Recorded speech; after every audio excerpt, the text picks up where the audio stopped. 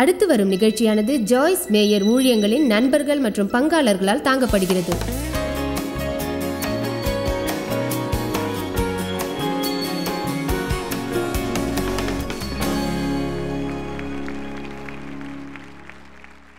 இந்த காலை வேளையில் இந்த போதனைக்கான தலைப்பு என்னவென்றால், ஏதாகிலும் ஒரு மாற்றம் அவசியம் என்பதாகும். எத்தனை பேர் அது அவசியம் என்று உணர்கிறீர்கள்?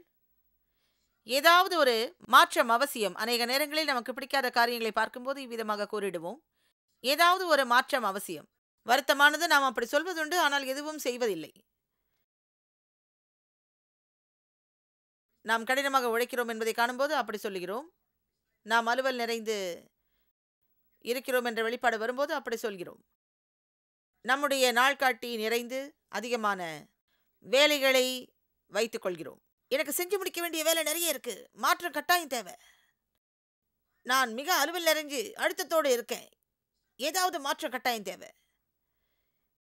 இந்த குழந்தைகள் கட்டுப்பாடு இல்லாமல் இருக்காங்க, ஏதாவது மாற்றம் தேவை. புரிகிறதா? ஆனால் உண்மையில் எது நடக்க வேண்டும் என்று நாம் நினைக்கின்றோம் தெரியுமா? என்ன நடக்கும் என்றால், நீங்கள் மறுபடியும் அந்த மலையை சுற்றி வந்து நாளைக்கும் மீண்டும் இதையே தான் கூறிடுவீர்கள். கவனிக்க வேண்டியது என்னவென்றால், நான் நினைக்கிறேன் மக்கள் ஒத்தி வைக்கும் பழக்கத்தில் சிக்கிக் கொள்கிறார்கள் என்று. அவர்களுக்கு நன்றாக தெரிகிறது ஒரு மாற்றம் அவசியம் என்று. ஆனால் அவர்களுடைய சோம்பல், செயலற்ற மனப்பான்மை நிமித்தம் எதிராளி நம் மத்தியில் குடிகொள்கிறான். நாம் எப்போதுமே நாம் மட்டுமே செய்து முடிக்க வேண்டிய வேலையை மற்றொருவர் செய்திட காத்திருக்கிறோம். என் நிகழ்ச்சி நேரங்களை பார்த்து நான் அலுவல் நிறைந்திருந்த நாட்கள் எவ்வளவு என்று கூட என்னால் விவரிக்க முடியாது. நீதான் உன் நிகழ்ச்சிகளை ஒழுங்கு செய்தாய், உனக்கு பிடிக்கவில்லை என்றால் மாற்றிக்கொள் என்று தேவன் என்னிடம் சொன்னார். எத்தனை பேர் உணர்கிறீர்கள்? நீங்கள் மிக சோர்ந்து போய் போதுமான நேரம் இல்லை என்று புலம்பிக் கொண்டு உங்கள் கரத்தை உயர்த்த சோம்பல் அடையாதீர்கள். தேவனே, என்மேல் இரக்கமாயிரும், எனக்கு உதவும். நீங்கள் மட்டுமே மாற்றத்தை ஏற்படுத்த முடியும்.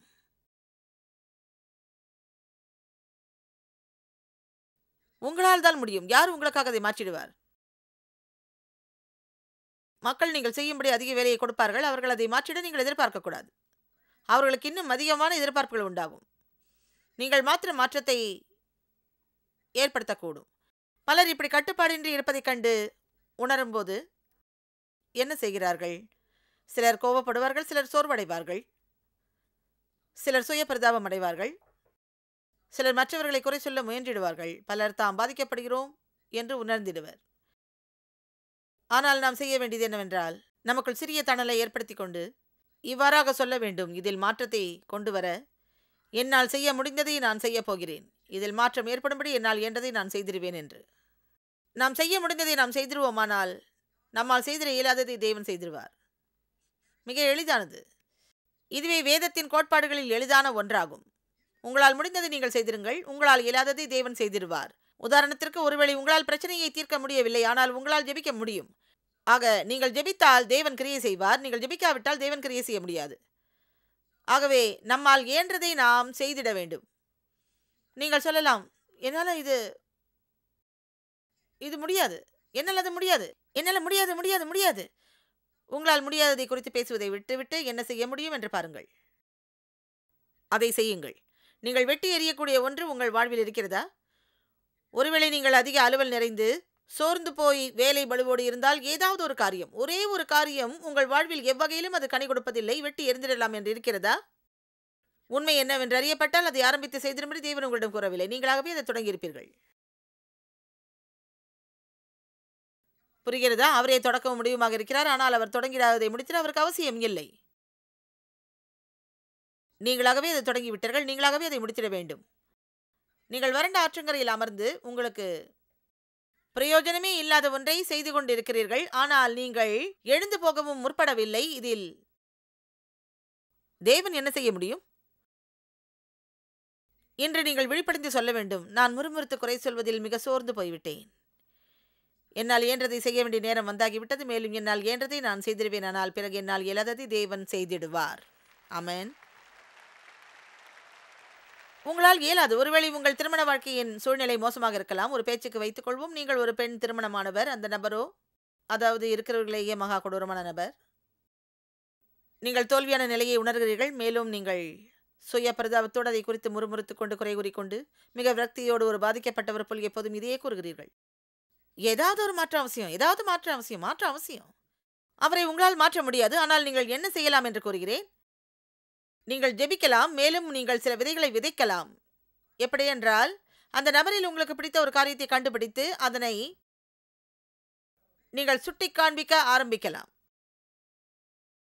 இப்போது அதுதான் ஆரம்பிக்க வேண்டிய நிலை. நீங்கள் சொல்லுங்கள், உங்களுக்கு தெரியுமா, எனக்கு உங்கள் முடி ரொம்ப பிடிக்கும் தெரியுமா, உங்களுக்கு முடி இருக்கிறத பற்றி மகிழ்ச்சி, இப்படி ஏதாவது நீங்கள்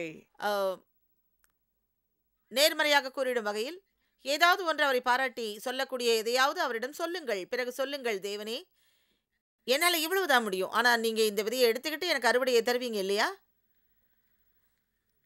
புரிகிறதா? எல்லாரும் சொல்லுங்கள், என்னால் எதையாவது செய்ய முடியும். அருகில் பார்த்து சொல்லுங்கள், உங்களால் இயன்றதை செய்ய ஆரம்பிக்க வேண்டிய நேரம் இது என்று.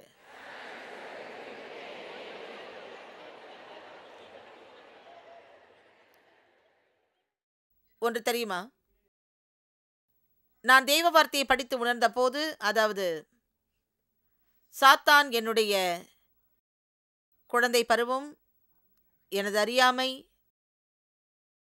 என் சுய மதிப்பு, என் சுய நம்பிக்கையை அவன் திருடியது அல்லாமல் எனது சமாதானம், சந்தோஷ நிம்மதியை பறித்த போது நான் கோபமடைந்தேன்.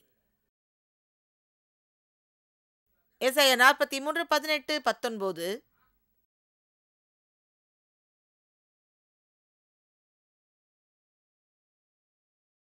அதில் கூறியிருக்கிறது, முந்தினவைகளை நினைக்க வேண்டாம், பூர்வமானவைகளை சிந்திக்கவும் வேண்டாம் என்று.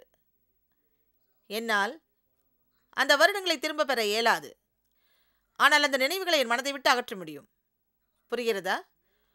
ஒருவேளை நீங்கள் இழந்து போன காரியத்தை திரும்ப பெற முடியாது. ஒருவேளை உங்களுடைய சொந்த முட்டாள்தனத்தால் கூட இருக்கலாம். ஒருவேளை மற்றவர் உங்களை தவறாக நடத்தி இருக்கலாம்.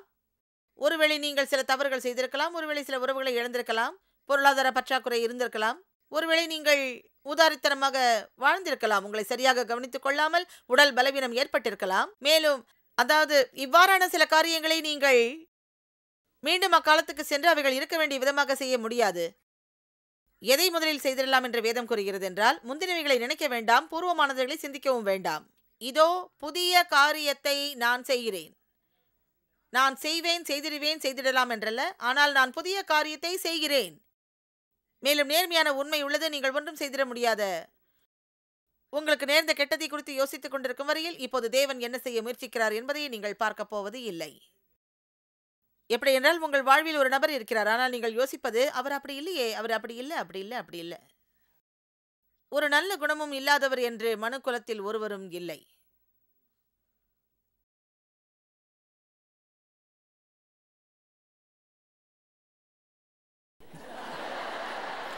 இது ஆண்களுக்கு. உங்களுக்கு ஒருவேளை தவறான உறவுகள் இருந்தால் என்ன வித்தியாசமா பார்த்து வெட்கப்பட விரும்புறீங்களா? மனிதர்களில் நன்மையான தன்மை ஒன்று கூட இல்லாதவன் என்று ஒருவரும் கிடையாது. நாம் செய்ய வேண்டியது நல்ல காரியங்களை உயர்த்தி கூறி கெட்டவைகளை குன்றி போக செய்திட வேண்டும்.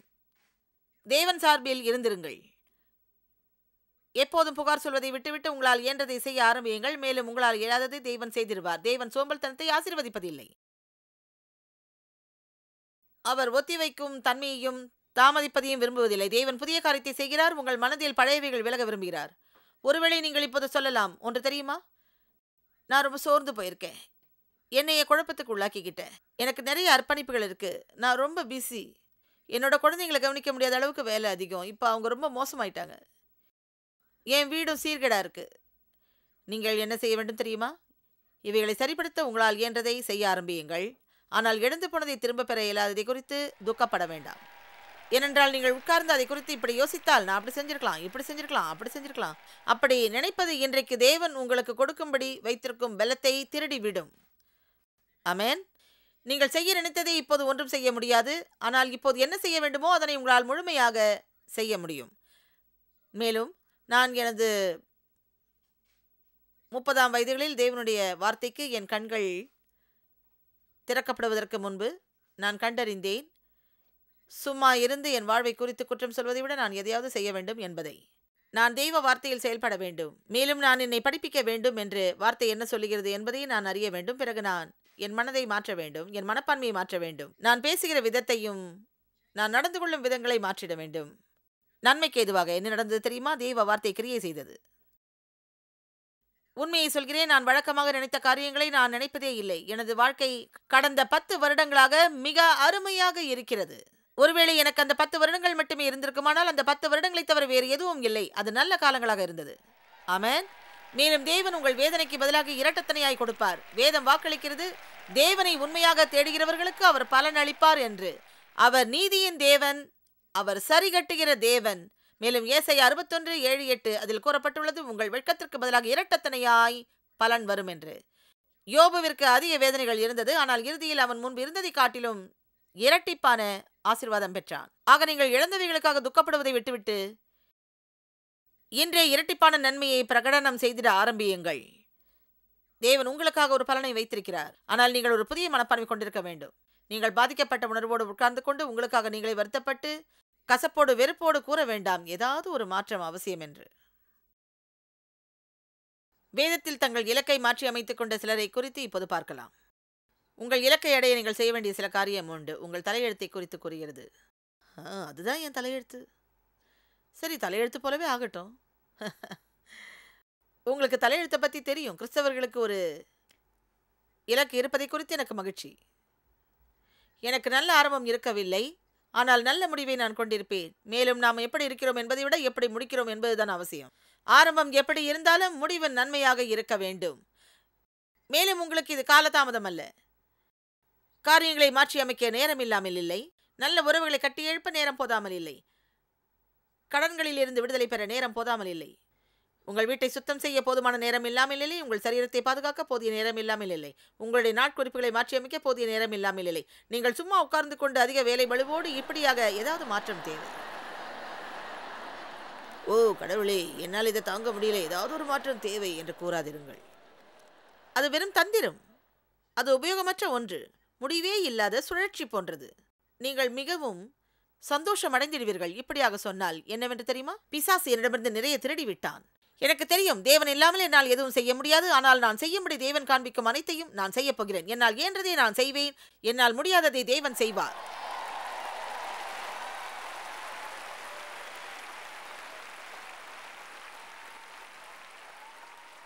யாக்கோபின் வாழ்வை காண்போம். யாருக்குமே இருந்திராத ஒரு இக்கட்டான நிலையில் யாக்கோபு இருக்கிறார். ஆதியாகமம் 32.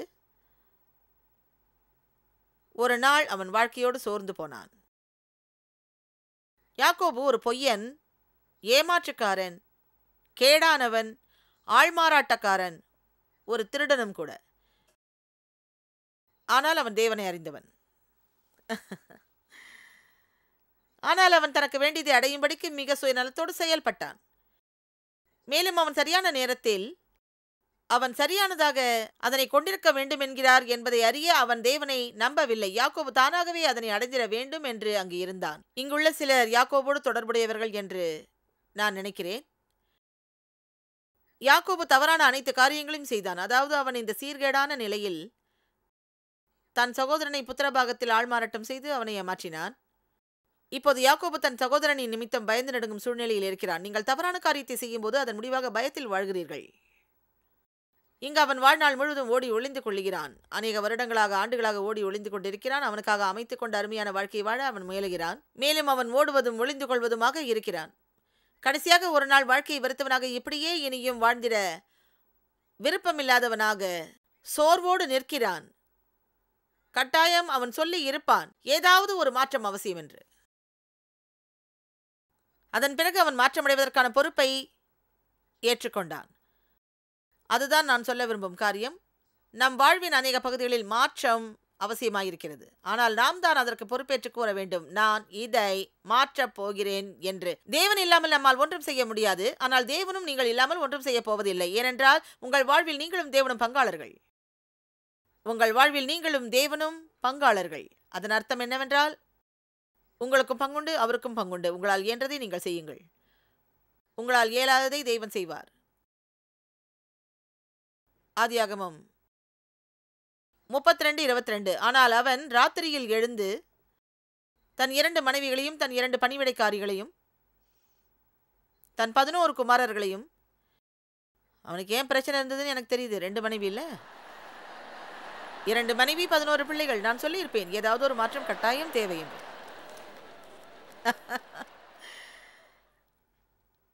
இப்போது கவனியுங்கள். அவன் அவர்கள் அனைவரையும் கூட்டிக் கொண்டு ஆற்றை கடந்தான். வசனம் 23. அவர்களையும் சேர்த்து ஆற்றை கடக்க பண்ணினான், தனக்குண்டான அனைத்தையும் அக்கறைப்படுத்தினான். இதை குறித்து புரிந்து கொள்ளுதலை நீங்கள் அடைய விரும்புகிறேன். யாக்கோபு ஒரு தீர்மானத்திற்கு வந்து விட்டான். அதாவது, எனக்கு சமாதானம் இல்லாத பட்சத்தில் எனக்கு இருக்கும் அனைத்தும் ஒரு பொருட்டல்ல என்று. ஆக அவன் கூறுகிறான், அதெல்லாம் இருக்கட்டும். அவன் அதை விட்டு விட்டான், அதை விட்டு விலகி போனான். அவன் கூறினான், நான் தேவனோடு முதலில் சீர்பொருந்த வேண்டும். மேலும் யாக்கோபு தனித்திருந்தான். அங்கு ஒரு மனிதன், ஆங்கிலத்தில் கேபிட்டல் எம், பொழுது விடியும் வரை அவனோடு போராடி, அதன் அர்த்தம் அவன் தேவனோடு போராடினான். அம்மனிதர் அவனை மேற்கொள்ள முடியாததைக் கண்டு, எனக்கு இது பிடிக்கும், அவனுடைய தொடை சந்தை தொட்டார். அதனால் அவருடனே போராடுகையில் யாக்கோபினுடைய தொடைச்சந்து சுளுக்கிற்று. அங்கே பிரதிநிதியாக வந்த தூதன், தேவனுடைய தூதனானவர், அவர் நான் போகட்டும் என்றார். அதற்கு யாக்கோபு, நீர் என்னை ஆசீர்வதித்தால் ஒழிய உம்மை போக விடேன் என்றான். உங்களுக்கு அது பிடிக்கிறதா? இங்கு மிகப்பெரிய ஏமாற்றுக்காரனாக போக்கிரியாக இருந்தவன் தேவனுக்கு முன்பாக செல்ல தைரியம் கொண்டு சொல்லுகிறான், நான் மாற்றமடைய ஆயத்தமாக இருக்கிறேன் என்று. அவன் உண்மையில் நாற்றமுடையவனாக இருந்திருப்பான். அதாவது மிகவும் கேடான ஏமாற்றுக்காரன், சூழ்ச்சிக்காரன், ஆள்மாறாட்டக்காரன். அதுதான் அவனுடைய பெயரின் அர்த்தம். மேலும் இப்போது மாற்றமடைய தீர்மானித்து அதற்கு ஆயத்தமாயிருக்கிறான். ஆகவே கூறுகிறான், தேவனே, நீர் என்னை ஆசீர்வதித்தால் ஒழிய உம்மை போக விடேன் என்று. ஆனால் இதுதான் எனக்கு பிடித்தது. அந்த நபர் அவனிடம் கேட்கிறார், உன் பெயர் என்ன? அங்கு அதிர்ச்சி கலந்த உணர்வோடு முணுமுணுக்கிறான். அதற்கு அவன் யாக்கோப் என்றான். அதன் அர்த்தம் சூழ்ச்சிக்காரன், எத்தன், ஆள்மாறாட்டக்காரன் என்பதாகும். ஆக திடீரென்று அவன் தேவனோடு போராடி கொண்டிருக்கும் போது அவன் தன்னையே சந்திக்கிறான். உங்களுக்கு ஒன்று சொல்கிறேன், உங்களை நீங்களே அறியும் போது உங்கள் கண்களை திறப்பது போல இருக்கும். உங்களுக்கு தெரியும், அநேக நேரத்தில் நாம் என்ன செய்வோம் என்று. பாதிக்கப்பட்ட மனநிலையோடு வாழ்கிறோம். நம் வாழ்வில் பிரயோஜனம் இல்லாதவைகளுக்கு மற்றவர்களை குறை சொல்லுகிறவர்களாக இருக்கிறோம். உண்மை என்னவென்றால், மாற்றத்தை அடைஞ்சிட நாம் செய்ய வேண்டியவைகளை நாம் செய்வதில்லை. என் பிரச்சனை அனைத்தும் தேவ்தான் என்று நினைத்தேன். உண்மையை சொல்கிறேன், அப்படிதான் இருந்தேன். இப்படியெல்லாம் நினைத்தேன். ஒருவேளை தேவ் இதை செஞ்சிருந்தா, அதை தேவ் செஞ்சிருந்தா, மேலும் இப்படி செஞ்சிருந்தா, தேவ் அப்படி செஞ்சிருந்தா, யாராவது ஒருவரை நாம் குற்றம் சொல்கிறோம். ஆனால் உண்மையில் நான் ஒரு நாள் ஆழ்ந்த ஜெபத்தில் இருந்தபோது, பிரச்சனை தேவ் அல்ல என்றார் தேவன். நான் உண்மையில் யோசித்தேன், அப்படின்னா யாரு? நானா இருக்க முடியாது. நான் சுயத்தால் வஞ்சிக்கப்பட்டேன். மேலும் தேவன் மேலும் அடுத்த 3 நாட்களுக்கு என் வீட்டில் இருப்பது எப்படிப்பட்டது என்று எனக்கு காண்பித்தார். எனக்கு யாக்கோபின் அந்த நிலை போல இருந்தது. இப்படி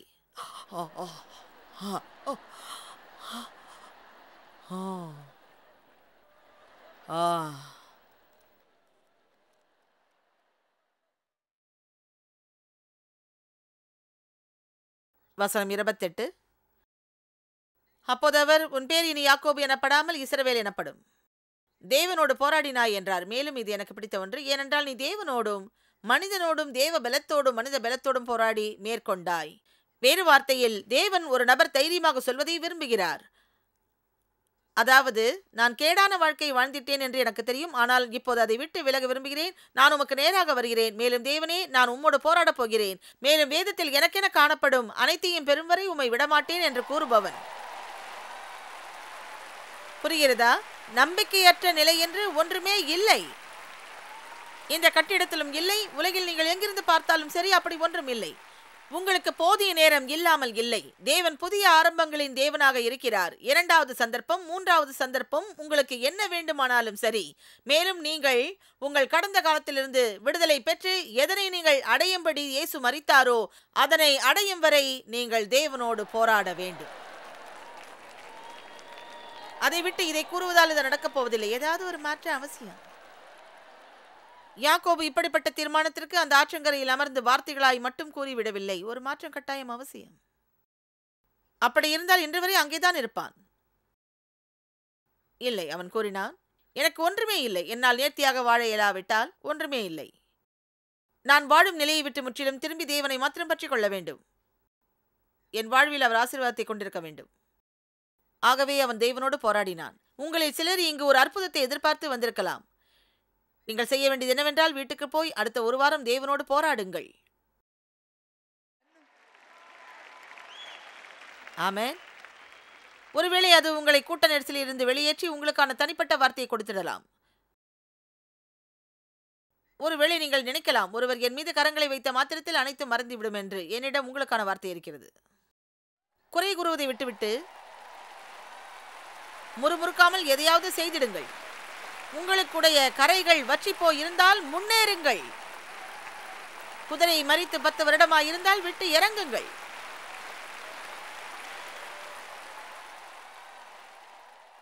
ஏதாவது வறண்ட ஆற்றண்டையில் அமர்ந்து இப்படி சொல்வதை விடுங்கள். ஏதாவது மாற்றம் அவசியம், ஏதாவது மாற்றம் அவசியம் என்று.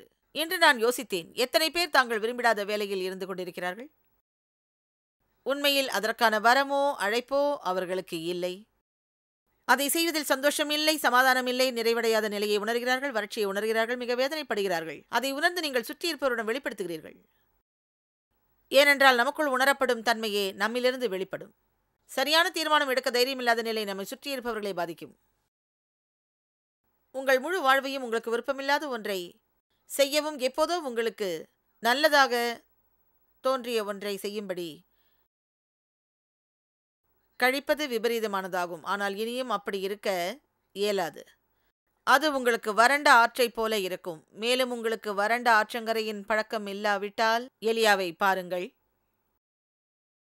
எலியா தேவனுடைய உன்னதமான தீர்க்கதரிசி. அங்கு பஞ்சகாலம் ஏற்பட்டது. தேவன் இயற்கைக்கு அப்பாற்பட்ட விதத்தில் ஆற்றங்கரையில் அவரை போஷித்தார். ஒவ்வொரு நாள் காலையிலும் மாலையிலும் காகங்கள் அவருக்கு உணவு கொண்டு வந்தன. ஆனால் வேதம் கூறுகிறது, ஆறு வற்றி போனது. உங்களுக்கு எப்படிப்பட்ட சூழ்நிலைகள் இருந்தாலும் அது ஒரு பொருட்டல்ல. அது வறண்டு போகலாம். எது உங்களுக்கு ஜீவனுள்ளதாகவும் செத்ததாகவும் இருக்கிறது என்று பகுத்தறியக்கூடியவர்களாக நீங்கள் இருக்க வேண்டும். அதன் மேல் அபிஷேகம் எப்போது இருக்கிறது என்றும் எப்போது இல்லை என்றும், எப்போது கிருபை இருக்கிறது என்றும் எப்போது இல்லை என்றும் அறிய வேண்டும்.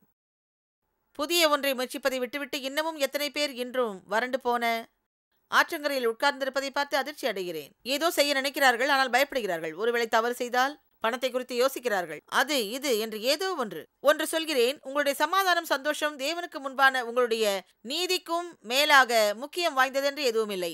தேவ சித்தத்தில் இருப்பதை விட முக்கியமானது ஒன்றுமில்லை. ஏனென்றால் எத்தனை நபர்களை நீங்கள் சந்தோஷப்படுத்தினாலும் நீங்கள் செய்வதில் தேவன் பிரியப்படாது இருந்தால் உங்களால் சந்தோஷமாக இருக்க முடியாது. மறுபடி சொல்கிறேன், எத்தனை பேரை நீங்கள் சந்தோஷப்படுத்தினாலும் உங்களுக்காக உள்ள தேவ சித்தத்தின் மத்தியில் இருப்பதை நீங்கள் அறிந்திடாத வரையில் உங்களால் சந்தோஷமாயிருந்திட முடியாது. ஆமென். யாக்கோபு உண்மையில் கேடு நிறைந்தவன், ஆனால் அவன் மாற்றமடைந்தான். நான் யோசித்தேன் சவுல் ராஜாவை பற்றி. சவுலின் தொடக்கம் நன்றாயிருந்தது, முடிவு பரிதாபமானது. யாக்கோபின் ஆரம்பம் தவறாயிருந்தது, முடிவோ நன்மையானது. மீண்டும் சொல்ல விரும்புகிறேன், நான் நினைக்கிறேன் நமது தொடக்கத்தை விட முடிவே மிக முக்கியமானது என்று. நான் யோசித்தேன், அநேகர் ஆரம்பத்திலேயே காணாமல் போய்விடுகிறார்கள். மேலும் அவர்கள் எதையும் செய்து முடிப்பதில்லை. அவர்களின் வாழ்வில் நல்ல தொடக்கம் இல்லாது இருக்கிறார்கள். உங்களுடைய தொடக்கம் உங்கள் இலக்கை திருடிவிட நீங்கள் அனுமதிக்காதீர்கள். ஆமென். உங்கள் இலக்கை நோக்கி செல்லுங்கள். தேவனால் நியமிக்கப்பட்ட இரத்தத்தால் வாங்கப்பட்ட இலக்கு அது. ஆக நீங்கள் சும்மா உட்கார்ந்து கொண்டு காரியங்கள் இப்படியாக இருக்கிறது என்று முணுமுணுத்து குறை கூறுவதை நிறுத்திட வேண்டும். ஆமென். நீங்கள் இப்படி சொல்ல வேண்டும், நான் இப்போது எதிரியின் செயலை தெளிவாக காண்கிறேன். அவனை நான் தோற்கடிப்பேன்.